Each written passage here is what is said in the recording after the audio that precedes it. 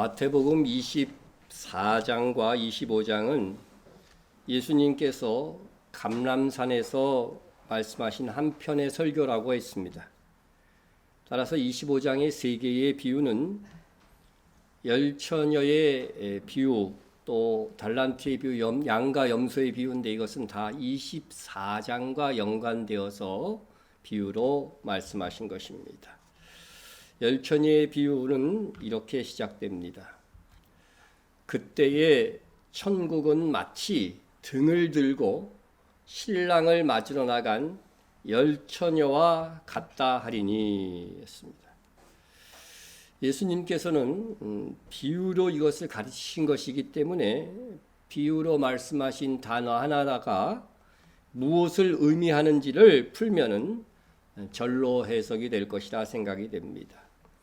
그때라고 했는데 이 그때가 언젠지 그것을 우리가 밝혀야 되고, 또 우리가 천국은 그랬는데 이 천국이 과연 영원한 하나님의 나라인가 천년왕국인가 그것도 밝혀야 되겠고, 등이라고 했는데 그럼 등을 들었다고 하는 것은 어떤 상태를 말하는 것인가, 그리고 또 신랑은 누구인가, 또 열처녀는 누구인가, 그리고 열처녀가 신랑을 맞으러 나갔다고 하는 것은 어떠한 행동을 의미하는 것인가, 이런 것들을 하나하나 점검해 나가 보면 우리가 열처녀의 비유를 통해서 주님이 말씀하신 그 교훈을 좀 더 잘 이해할 수 있을 것이라고 생각이 됩니다. 먼저 그때에 했는데 그때가 언젠가, 24장의 근거에서 보면은 명백하게 그것은 주님께서 다시 오실 때입니다. 그런데 주님께서 다시 오실 때가 공중 강림하실 때인지 지상으로 재림하실 때인지 그것이 문제인 거죠. 이것은 공중 강림할 때입니다. 우리가 그것을 어떻게 알 수 있느냐 하면은 24장에서 예수님께서 공중 강림하실 때의 일을 말씀하시고 뭐라고 했냐면은 깨어 있으라 이렇게 말씀하셨습니다. 깨어 있으라. 두 여자가 맷돌질을 하고 있음에 한 사람은 데려가고 한 사람은 버려둠을 당할 것이니라. 이것은 분명히 휴거 상황입니다. 그죠? 휴거 상황입니다. 버려둠을 당하는 사람이 있고 또 데려감을 당하는 사람이 있으니까 이것은 휴거 상황입니다. 그리고 나서 교훈하신 것이 뭐냐면 이어서 그러므로 깨어 있으라. 어느 날에 너희 주가 임할는지 너희가 알지 못함이니라 이렇게 말씀하셨거든요. 그런데 열처녀의 비유에서도 동일한 교훈, 휴거 상황에 주어졌던 24장의 교훈이 25장 열처녀의 비유에서도 똑같다는 거죠. 우리 본문의 마지막 절에 보면 그런즉 깨어 있으라 너희는 그날과 그때를 알지 못하느니라. 그러니까 휴거 상황에 대한 교훈과 열처녀의 비유를 통한 교훈이 동일한 교훈을 담고 있다면 이것은 여기서 말하는 천국은 바로 그때는 언제냐면 예수님께서 공중 강림하실 때다 하는 것을 우리가 알 수 있습니다. 그렇다면 우리 달란트 비유는 순서대로 이렇게 쭉 보면은요, 달란트 비유는 휴거 후에 성도들의 그리스도의 심판 때에서 심판을 받는 장면을 묘사한 거고, 또 양과 염소의 비유는 또 예수님께서 지상 재림하실 때 있을 상황에 대해서 말씀하신 것이다. 이렇게 이해를 하게 되면 훨씬 더 해석이 쉬워집니다. 자, 열처녀의 비유는 예수님께서 공중 강림하셔서 성도들을 휴거시켜서 당신의 신부로 아버지의 집으로 이끌고 가시는 때이다. 이렇게 생각하면 될 것입니다. 두 번째, 그러면 천국은 천년왕국인가 영원한 하나님의 나라인가 하는 것입니다. 여기서는 예수님께서 공중 강림하실 때니까 또 지상 재림 후에 천년왕국이 이어지니 당연히 여기서 말하는 천국은 천년왕국이다 하는 것입니다. 그리고 마태복음에서 말씀하시는 천국은 거의 모두 천년왕국을 가리킨다 이렇게 보아도 무방합니다. 주님 다시 오실 때의 천국은 우리가 이미 배웠듯이 믿음이 있다고 무조건 들어갈 수 있는 그러한 영원한 하나님의 나라와 다른, 그죠? 믿음 플러스 뭐가 있어야 돼요? 행위의 공적이 있어야 들어가는 그러한 천년왕국입니다. 따라서 예수님께서는 신랑을 맞으러 나간 이 열처녀의 비유를 통해서 성도 중에서 과연 누가 천년왕국에 들어가게 될 것인가를 가르쳐 주고 있는 그런 교훈이라고 하겠습니다. 자, 그럼 세 번째로는 신랑은 누구인가? 이건 당연히 다시 오실 예수님입니다. 이건 추가로 설명하지 않겠습니다. 너무나도 당연하기 때문에 신랑은 다시 오실 예수님이시다. 그 다음에 네 번째, 열처녀는 누구인가 하는 것입니다. 그럼 열처녀의 비유를 잘 보면은요, 신부가 없어요. 그렇죠? 이것은 예수님께서 일부러 그렇게 의도하신 것이라고 저는 생각이 됩니다. 일반 세상에서는 신부가 한 사람이기 때문에 결혼식 하면 신랑 신부가 주인공으로 등장해야 됩니다. 그런데 이 비유에서 예수님은 신부 대신 열처녀만을 언급하셨습니다. 여러분, 그리스도의 신부는 교회로서 많은 성도들의 모임입니다. 그래서 이 비유를 이렇게 열처녀를 비유한 것은 주님께서 의도적인 것이다. 의도적인 것이다. 그래서 이 열처녀를 그리스도의 신부로, 즉 교회로 이렇게 우리는 이해하는 것이 훨씬 정확한 해석이다 봅니다. 말씀을 보시면은 에베소서 5장 31절 32절을 보면 사람이 부모를 떠나 그의 아내와 합하여 그 둘이 한 육체가 될지니 이 비밀이 크도다 그랬습니다. 여러분, 신랑과 신부가 결혼하는 게 무슨 비밀이냐? 바로 나는 그리스도와 교회에 대하여 말하노라 했습니다. 이것이 바로 그리스도와 교회의 모형이라고 하는 것입니다. 두 사람이 결혼해서 하나가 되는 것이 바로 교회와 교회에 있는 모든 성도들과 그리스도가 합쳐서 하나가 되는 결혼 예식에서 이루어질 수 있는 이러한 일이다. 그렇게 말씀하고 있는 것입니다. 그래서 열처녀는 모두 그리스도의 신부로서 신랑 되신 예수님을 기다리는 교회요 성도입니다. 성도입니다. 열처녀는 또한 바울이 이제 성도들에게, 교회 성도들에게 뭐라고 얘기했냐면요, 내가 너희를 정결한 처녀로 한 남편인 그리스도께 드리려고 중매함이로다 이렇게 말씀해 주었습니다. 우리 모두는 한 남편 대신 예수 그리스도의 신부가 될 뭐예요? 처녀라고 하는 것입니다. 여기 있는 열처녀는 그런 의미인 거죠. 단 이스라엘의 결혼법에 의하면 이미 약혼해서 신랑을 기다리는 처녀는 결혼식을 한 것도 아니고 합방을 한 것도 아닌데도 불구하고 법적으로 이미 신랑의 아내입니다. 이걸 파혼하려면 이혼을 해야 되는 거예요. 이혼을. 따라서 열처녀는 합법적인 그리스도의 아내인 동시에 신랑 대신 예수님께서 다시 오시기를 기다리는 처녀이기도 하다고 하는 것입니다. 이것이 두 가지가 다 충족이 되는 것입니다. 그래서 열처녀는 주님의 강림을 기다리는 그리스도의 신부 성도들이다, 교회다. 이렇게 여러분 보시면은 정확하게 해석이 될 것입니다. 다섯 번째, 등은 무엇인가? 등은 무엇인가? 여러분, 등에서 뭐가 나오는 거예요? 빛이 나오는 거죠. 빛이 나오는 것입니다. 등이 있다, 빛이 있다는 말은 그들이 이 등을 가지고 있다고 하는 사람들이 바로 예수 그리스도를 믿고 있는 성도라는 의미를 갖습니다. 시편에 보면 주의 말씀은 내 발의 등이요 내 길의 빛이니라 이렇게 말씀하고 있습니다. 등을 가지고 있다고 하는 것은 주의 말씀을 가지고 있다고 하는 것, 주의 말씀을 가지고 내 앞을 비추면서 살아가고 있는 어떤 사람을 의미할 때 이렇게 등을 상징했습니다. 요한복음 1장에서는 예수님을 뭐라고 했냐면 그 안에 생명이 있었으니, 예수 안에 생명이 있었으니 이 생명은 사람들의 빛이라 이렇게 이야기했습니다. 여러분, 이 빛이 없으면은요 우리가 존재할 수도 없죠, 그죠? 여러분, 모든 식물은 강압적 작용에 의해서 뼈대가 생기고 이렇게 다 하는 건데 그건 빛이 없으면 불가능한 겁니다. 빛이 없으면 우리 서로 알아볼 수도 없습니다. 우리가 밤에 잠잘 때도 빛이 전혀 없는 것 같지만요 빛이 약간이라도 있기 때문에 우리가 숙면을 취하고 이렇게 생존할 수 있는 것입니다. 빛이 완전히 없는 상태에서는 그냥 사람이 죽는 겁니다. 우리가 늘 느끼고 맛보는 빛은 그렇게 생명의 근원이라고 하는 것입니다. 제가 물리학을 우연히 좀 읽게 되었는데요. 모든 생명들은 빛이 있기 때문에 존재 가능하다고 하는 거예요. 그래서 이 빛의 특성 때문에 예수님을 생명을 주는 빛이라고 하신 것입니다. 생명을 주는 빛.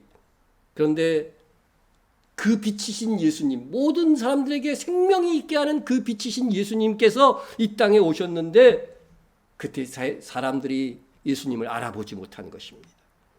참빛, 곧 세상에 와서 각 사람에게 비추는 빛이 있었나니 그가 세상에 계셨으며 세상은 그로 말미암아 지은 바 되었으되 세상이 그를 알지 못하였고. 한번 생각해 보세요. 여러분, 이 우주 만상을 지으신 분이 사람이 되어서 우리 세상 가운데 오신 거예요. 이게 얼마나 놀라운 일입니까? 그런데 사람들이 그것을 알지 못했다. 정말 안타까운 거죠. 예. 예수님은 그렇게 물리적인 태양빛이 아니고 참빛, 그 물리적인 세상의 태양빛이 의미하는 것은 예수 그리스도를 상징하는 것이었다고 하는 겁니다. 예? 그 빛이 있어야만 세상에 그 태양에서 나오는 빛, 그리고 세상에 있는 빛으로 인하여 모든 생명이 존재한 같이 예수 그리스도를 통해서 모든 생명이 존재할 수 있고 구원받을 수 있다고 하는 이 사실을 사람들이 모르는 것이죠. 예? 이 빛을 받아들이냐 못 받아들이냐에 따라서 그가 생명을 얻었느냐 얻지 못하느냐가 결정이 되는 것입니다. 이러한 말씀에 근거하면 이 빛을 발하는 등을 가졌다고 하는 것은 말씀을 소유한 예수 그리스도를 믿는 믿음이 있다고 하는 것을 뜻하는 것입니다. 그러므로 열 처녀가 빛을 비추는 등을 가졌다고 하는 것은 그들이 다 예수님을 믿는 성도들이었다고 하는 것입니다. 자, 이렇게 그 다음에 그래서 등은 결국 믿는 자의 표식이다. 이렇게 정리를 하면 되겠습니다. 자, 그 다음에 여섯 번째로 열 처녀가 신랑을 맞으러 나갔다는 것은 무엇을 의미하는 것인가? 열 처녀는 예외 없이 지금 누구를 기다리고 있어요?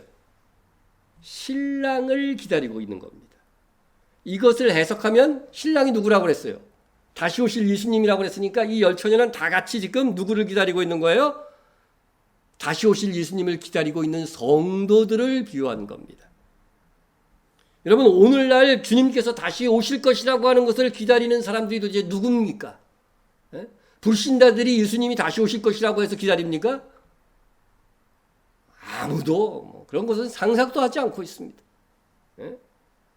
그러므로 열 처녀는 모두 예수님을 나의 신랑, 나의 구주로 믿고 기다리고 있는 성도들인 것입니다. 그런데 열 처녀의 비유에서 핵심은 다시 오실 예수님을 믿고 기다리는 열 처녀 중에 미련한 다섯 처녀가 있고 슬기로운 다섯 처녀가 있다는 것입니다. 예? 그 중에 다섯은 미련하고 다섯은 슬기 있는 자라, 이렇게 말씀하고 있습니다. 그럼 처녀들의 어떤 행동이 슬기로운 처녀와 미련한 처녀로 나누어지는 기준이 되었는가 하는 것이죠. 예? 미련한 자들은 등을 가지되 기름을 가지지 아니하고, 슬기 있는 자들은 그릇에 기름을 담아 등과 함께 가져갔더니 했습니다. 미련한 처녀들도 기름을 가지지 않았다고 하지만 등불을 킨 걸로 봐서는 기름이 전혀 없었던 건 아니죠. 당장에 킬 뭐는 있었던 거예요. 기름은 있었던 것입니다. 있었던 겁니다. 예. 자, 미련한 처녀나 슬기로운 처녀나 똑같이 등을 가졌습니다. 기름을 많이 갖고 적게 갖고 이 차이만 있는 것이죠. 예? 슬기로운 처녀는 미련한 처녀에 비해서 등과 함께 별도의 그릇에 기름을 담아 가져왔다는 차이가 있을 뿐이지, 열 처녀 모두 주님 다시 오실 것을 사모해서 기다리는 교회요, 성도라고 하는 것입니다. 예. 그러면 다음의 해석으로 여분의 기름은 무엇을 의미할까? 슬기로운 처녀들이 가지고 있던 여유 있는, 그죠? 좀 더 여유 있는 여분의 기름은 무엇을 의미할까 하는 것입니다. 여기서는 우선 이 기름이 뭘 상징하는가 하는 것을 살펴봐야 되겠죠. 예? 이 기름이 행위라고 하는 그런 해석이 있습니다. 행위다. 그래서 여분의 기름, 그렇다면 이 행위면은 어떻게 되겠어요? 미련한 처녀들은 행위가 어떻게 돼요? 부족한 거죠. 그죠? 미련한 처녀. 미련. 그죠? 미련한 처녀. 그 다음에 기름이 여분이 있었던 것은 행위가 충만, 충족. 그죠? 이 처녀들은 슬기로운 처녀인 것이죠. 그렇게 되는 것이죠. 그 다음에 성령이라고 하는 해석도 있습니다. 그렇다면 슬기로운 처녀는 성령 충만한 처녀겠죠. 그죠? 성령 충만. 그 다음에 이 어리석은 처녀들은 뭐겠어요? 성령의 내주만 있는 거죠. 성령께서 그 안에 있는데 충만하지는 못한 상태. 이렇게 갈라지는 거죠. 말씀으로 봐도 마찬가지입니다. 말씀 충만과 그냥 그 예수 그리스도를 믿을 정도의 신앙만 그렇게 있는 것으로 나누어질 것입니다. 그렇다고 한다면 여러분, 우리가 성령 충만으로 보든가 성령으로 보든가 말씀으로 보든가 행위로 보든가 이것은 결국 이 여분의 기름은 충분한 공적으로 귀결될 수 있습니다. 왜냐하면 성령 충만한 성도는 어떻게 돼요? 당연히 주의 말씀대로 살겠죠. 주의 뜻대로 살겠죠. 성령 충만하니까. 그러면은 충분한 공적을 쌓을 수밖에 없고, 말씀 충만한 성도도 마찬가지고, 행위 충만한 것은 당연한 것이고, 그래서 충분한 공적으로 해석하면 모든 것이 다 포함될 수 있다. 이 기름이 의미하는 바가 그렇게 하는 것입니다. 그러나 미련한 처녀들은 신랑이 왔을 때 기름이 충분하지 않아 더 이상 불을 밝힐, 빛을 발할 수 있는 기름이 없었습니다. 이는 마치 어떤 상태냐면 영적으로 하면요, 누구든지 그 공적이 불타면 해를 받으리니 그러나 자신은 구원을 받되 불 가운데에서 받은 것 같으리라. 그리스도의 심판 때에 나의 잘못과 공적이 함께 얹혀질 것입니다. 그러나 나의 잘못은 나의 선한 행위를 불타버리게 할 것입니다. 나의 허물과 죄를 다 상쇄하고도 남아있는 충분한 공적이 있어야 휴거가 되면서 또 천년왕국에 들어갈 수 있다고 하는 것입니다. 나의 선한 행위가 다 불타버리고 내세울 공적이 없는 성도는 바로 미련한 처녀, 미련한 신부, 미련한 성도가 되는 것입니다. 그렇다고 구원을 못 받는 것은 아닙니다. 왜냐하면 그들에게 뭐는 남아있기 때문에 믿음은 남아있기 때문입니다. 다만 천국, 천년 왕국에 들어가는 첫째 부활의 대상이 되지 못하는 것뿐입니다. 이렇게 은근히 생각하는 성도 혹은 처녀가 있을 수 있습니다. 나는 그래도 구원은 받았으니까 천년왕국에 들어가지 못해도 괜찮아. 이렇게 생각하는 것입니다. 그런 분들은 다음 설교나 달란트 비유를 이렇게 들어보면은요, 그게 얼마나 어리석은 생각인지 알게 될 것입니다. 바로 그런 생각을 하기 때문에 미련한 처녀가 되는 거예요. 미련한 처녀가 되는 거예요. 미련한 처녀든 슬기로운 다섯 처녀는 다 신랑이요 법적인 남편 예수 그리스도를 기다리고 있었습니다. 그런데 신랑이 더디 오는 거죠. 더디 오는 것입니다. 신랑이 더디 오므로 다 졸며 잘세. 여러분, 신랑이 더디 온다는 것은 무슨 뜻일까요? 다시 오실 예수님을 기다리는 성도들의 입장에서는요, 예수님이 더디 오시는 것처럼 느껴질 것입니다. 기다리는 사람은 늘 시간이 어떻게 돼요? 길게 느껴지지요. 길게 느껴집니다. 2000년 전의 사도들도요, 자기 시대에 주님이 다시 오시지 않을까 하는 마음으로 그렇게 살았던 것을 우리가 성경에서 읽습니다. 그런데 주의 뜻대로 살지 않은 성도는 오히려 주님이 좀 더디 왔으면 좋겠다. 그렇게 생각이 듭니다. 흔히 드는 예지만 부모가 외출하면서 아이에게, 자녀에게 어디까지 공부하라고 정해진 범위가 있습니다. 근데 부모가 올 시간이 됐습니다. 근데 공부는 하나도 안 해놨어요. 그러면 자녀의 마음이 어떻습니까? 에? 부모가 분명히 올 거는 알아. 오실 거는 알지만 더디 오셨으면 좋은 거죠. 그죠?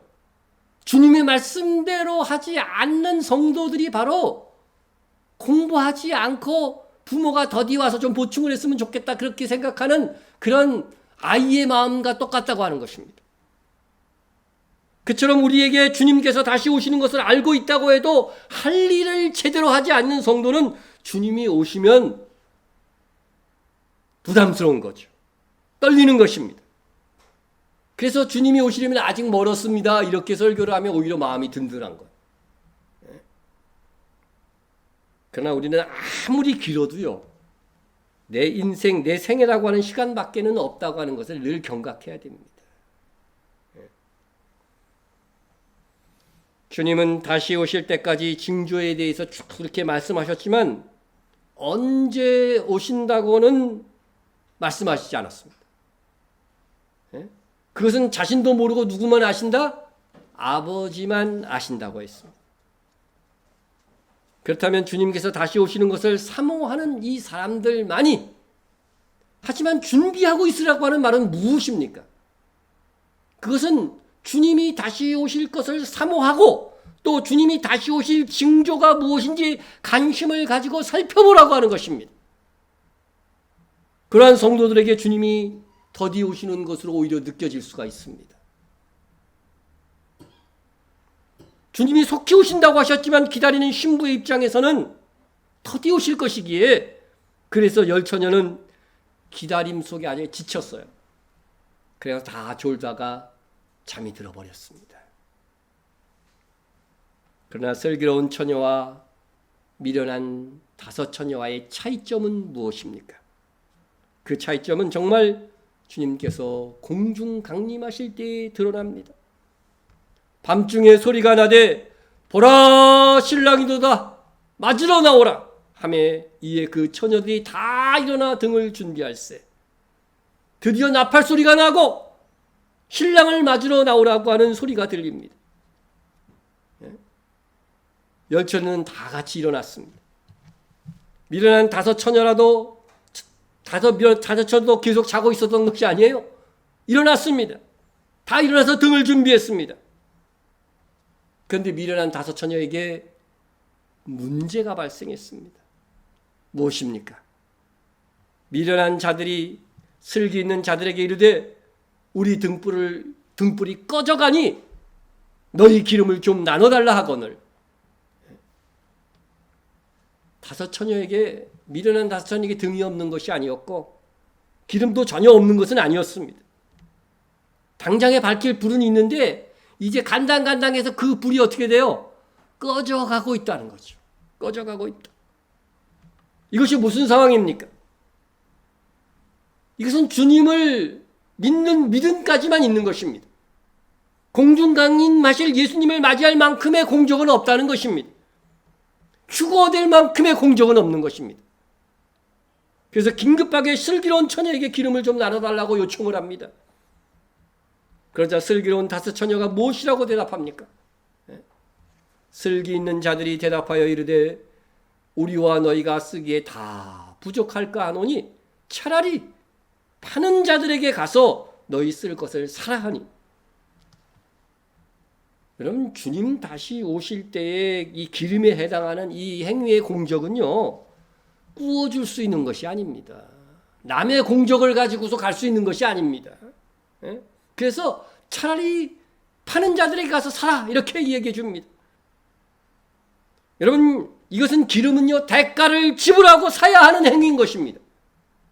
금방 결단하고 회개했다고 되는 문제가 아니라고 하는 것입니다. 미련한 다섯 처녀는 급합니다. 급합니다. 그래서 급하게 기름을 사러 갑니다. 그들이 살아간 사이에 신랑이 오므로 준비하였던 자들은 함께 혼인잔치에 들어가고 문은 닫힌지라. 여러분, 이 미련한 다섯 처녀도 주님을 기다리고 있었기 때문에 이제 공중 강림하실 시기는 우리나 절기나 뭐 이런 걸 보면은 어느 정도 아는 거예요. 예? 주님이 이제 공중 강림하실 시기가 다 됐다 이렇게 알지만 그때까지 그것을 알고도 뭐 한 거예요? 공적을 쌓지 않은 겁니다. 그래서 그때가 언제인가를 아는 것보다 차라리 모르고 공적을 쌓는 게 낫지. 그죠? 공적을 쌓는 행위가 중요한 겁니다. 실질적으로 주님께서 공중 강림하실 때는 그냥 행위에 그때서야 정신을 차리고 막 살려고 하는 거지. 이게 바로 기름을 살아간 미련한 다섯 처녀인 거예요. 그러나 그때까지 꾸준하게 거룩하게 살고 주의 일에 힘썼던 주의 자녀들은 혼인잔치에 들어가게 되는 것입니다. 그리고 문을 닫힙니다. 여러분, 이것은요 갈릴리의 혼인잔치에 그대로 예수의 그 모형이 나와 있어요. 제가 한번 그걸 설명하려고 합니다. 어제도 다시 한번 제가 가나의 혼인잔치 언약이라고 하는 영화를 다시 한번 봤어요. 정말 오늘 본문에 있는 모든 것들이 함께 이해되고 깊이 있게 또 받아들일 수 있는 그런 영화였습니다.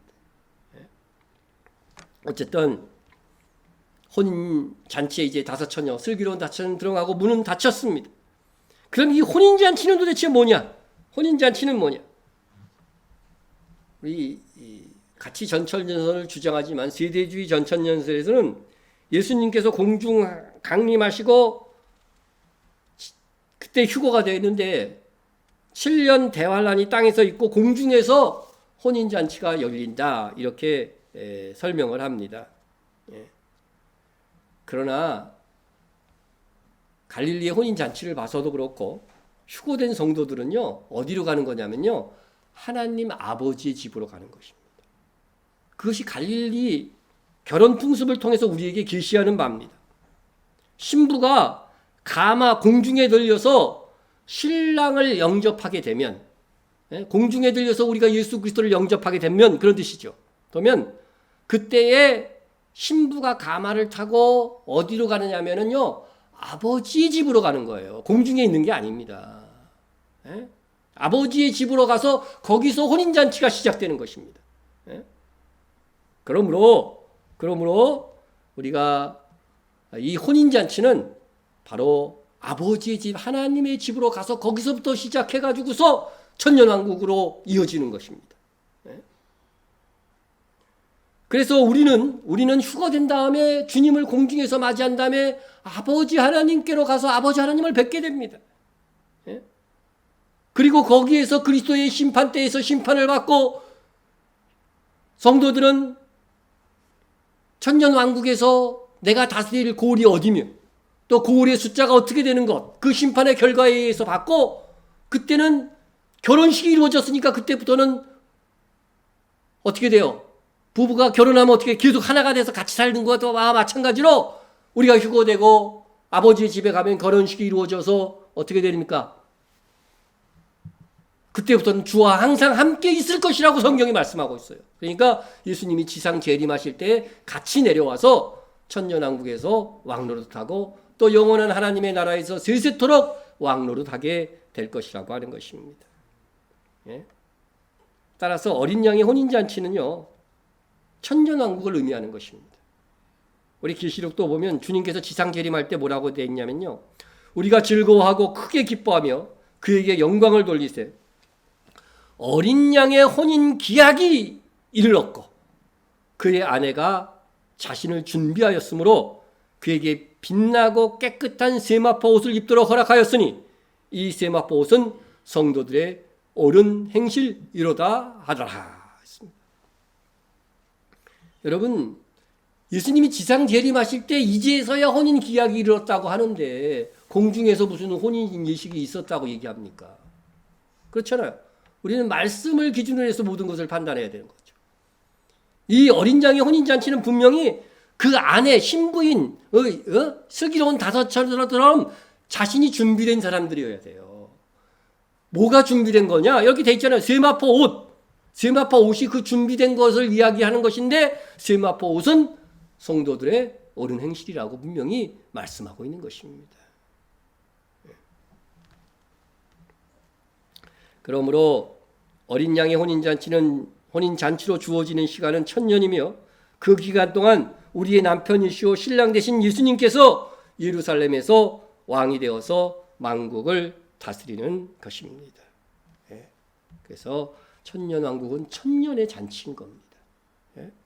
신부인 우리들도 그 잔치의 즐거움이 어떻게 돼요? 참여하게 되는 것이죠. 여러분, 신부가 가지는 특권이 무엇입니까? 신부가 가지는 특권. 신부가 가지는 특권은 결혼해 보신 분들, 신부가 되으셨던 분들이 있는데 특권이 무엇입니까? 신부의 특권은 신랑, 남편이 가진 특권과 지위를 함께 향유하는 것이죠. 그렇죠? 우리 못난 신부라도요, 신랑 잘 얻으면요, 떵떵거리고 삽니다. 그렇죠? 우리의 신랑 예수님께서는 만왕의 왕이 되셔서 이 땅에 오시는 것이니까, 신랑이 만왕의 왕이시니까 우리도 어떻게 돼요? 주와 함께 왕노릇하게 되는 거예요. 그런데 이러한 위치에 오르는 그리스도의 신부가 되려고 하면 그에 합당한 공적이 있어야 된다는 것입니다. 천년왕국은 성도들의 믿음에서 난 의뿐만 아니라 옳은 행실이 있어야 됩니다. 그것이 있어야 천년왕국 곧 어린 양의 혼인식, 혼인잔치에 참여하게 되는 것입니다. 이 참여한다는 그 사실 자체는요, 공적이 있다는 것입니다. 그런데 이 미련한 다섯 처녀에게는 이 혼인잔치에 들어가는 문이 닫힙니다. 공적이 부족하기 때문에 그렇습니다. 그 후에 남은 처녀들이 와서 주여 주여 우리에게 열어주소서 하고 사정을 합니다. 여러분, 그 후에라고 했으니까 예수님의 공중강림이 있고 난 다음입니다. 여러분, 분명히 지금 이런 일이 일어날 겁니다. 성도들이 이제 우수한 성도들이 휴거해서 하늘로 간 다음에 남아있는 성도들 중에요, 그때 회개하면서 말이죠, 주님 이제라도 좀 기회를 주십시오 하면서 막 간절히 기도하는 성도들이 있을 거예요. 하지만 문은 닫힙니다. 혼인잔치에 들어갈 수가 없습니다. 천년왕국에 들어갈 수가 없습니다. 그때 신랑 되신 주님의 음성이 그들에게 들릴 것입니다. 진실로 너희에게 이르노니 내가 너희를 알지 못하노라 하였느니라. 알지 못하느냐 하였느니라. 미련한 열처녀에게 주님은 내가 너희를 알지 못한다고 하시며 천년왕국에 들어가도록 허락하지 않으실 거라고 하는 것입니다. 그들이 분명 각성하고 회개했음에도 불구하고 말입니다. 그러나 때가 늦은 거죠. 그래도 신기한 것은 신랑 되신 주님의 음성이 들려왔다는 겁니다. 이게 그래도 소망인 것입니다. 이들이 구원받지 못한 성도라고 한다면 주님의 음성조차 들리지 않았을 것입니다. 그러면 이 미련한 다섯 처녀의 운명은 무엇입니까? 기름을 사야 되는 거죠. 기름을 사야 됩니다. 기름을 사러 가야 됩니다. 기름은 대가를 지불하고 사는 것입니다. 이것이 의미하는 바는 성도 중에 충분한 공적이 있는 성도들은 신랑 되신 주님이 공중 강림하실 때에 공중에 들려서 신랑 아버지의 나라로 가게 될 것입니다. 그러나 그때 남은 성도들이 있습니다. 그들은 미련한 다섯 처녀입니다. 그들은 땅에서 대환란을 올곧이 겪어야 합니다. 이 대환란 속에서 믿음을 지키며 가진 박해와 공경 속에 공적을 쌓아야 하는 것입니다. 그게 바로 기름을 사는 행위인 것입니다. 주님은 미련한 처녀들에게 충격적인 말, 내가 너희를 알지 못하느니라 하는 이 말씀인데, 이 말씀의 의미는 굉장히 중요합니다. 그것은 다음 강의에 다루기로 하겠습니다. 미련한 다섯 처녀에게는 다행히 기름을 사서 충분한 기름을 마련할 기회가 있습니다. 그것은 전무후무한 대환란 속에서 믿음의 공적을 쌓는 것입니다. 그때에 큰 환란이 있겠습니다. 창세로부터 지금까지 이런 환난이 없겠고 후에도 없으리라.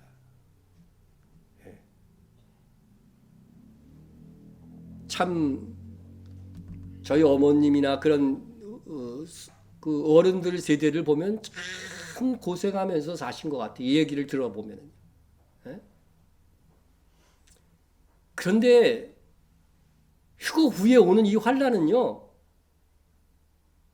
우리가 일생에 겪었던 최고의 환난과는 비교되지 않고 또 역사 속에서 있었던 최고의 환난과는 비교되지 않는 큰 환난이 있는데, 창세로부터 그때까지 이런 환난이 없고 후에도 없을 만한 전무후무한 환난이 있을 것인데, 그 속에서 공적을 쌓아야 되니 얼마나 힘이 듭니까?